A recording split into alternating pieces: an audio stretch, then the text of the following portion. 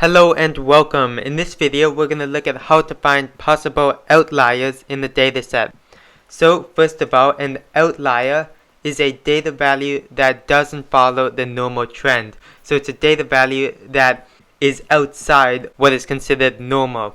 So for example, we have our data values up here, and it seems like most of them are around 9 or 10. So a outlier would be something that is significantly outside the norm, so maybe like a 30. So in this data set, we see that maybe 22 is an outlier, or maybe 2 or 3 is an outlier. But to be sure, we can use a test that tells us for sure without having to guess if a data value is an outlier. And that is by using the lower and upper fence rules. And these are simple formulas. So the lower fence rule is simply Q1 minus 1.5 times IQR, while the upper fence rule is very similar, except it's Q3 plus 1.5 times IQR. So when we're using these rules, as you can see, we're going to have to find a few things. We're going to have to find the Q1 value from our data set, as well as the Q3 value and the IQR. So let's find if there are any outliers in our data set above. The very first step is to order our data values from smallest to largest. I have already done this to save time, so we can go to step 2, which is to find the median. So to find the median, simply find the middle number. So I'm going to do this by working in with my hands. You can do it other ways, but the median is just the middle number.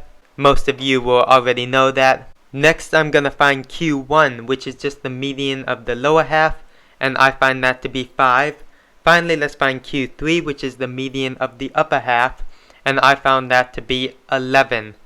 So we now have our Q3 value, which is 11. We have our Q1 value, which is 5. Now we have 2 out of the 3 values. The final thing we need to find to use this formula is our IQR, which is just Q3 minus Q1, so 11 minus 5, which is 6. So now we have found all 3 of the values we need to sub into this formula. So if we move down to our formula, let's do the lower fence first. So we have Q1, which in our case is 5, minus 1.5 times our IQR, which is 6. And as you can see, we have a multiplication sign. So because of order of operations, you have to do the multiplication first.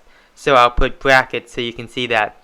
For our upper fence, we have our Q3, which is 11, plus, again, brackets 1.5 times our IQR, which is 6. Now we have to just solve these equations here. Now you can just solve this by hand, but I'm going to use a calculator. You can too, if it's allowed in a test. So we just have 1.5 times 6, and that gives us 9. So now we have our multiplication part of the equation solved, which means we have our lower fence to be 5 minus 9, which is negative 4. And if we do the same for our upper fence, we get 11 plus 9, which is 20. So we have found our lower fence to be minus 4 and our upper fence to be 20. So we check if any of our data values are below negative 4, which they're not. We don't even have any negative data values.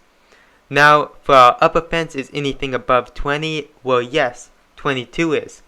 That means 22 is an outlier. So our only outlier of this data set is 22, because it's the only one that falls outside of our lower or upper range. Anyway, thanks for watching. I hope you found this video helpful, and if you did, please consider liking and subscribing to my channel. And I'll see you next time.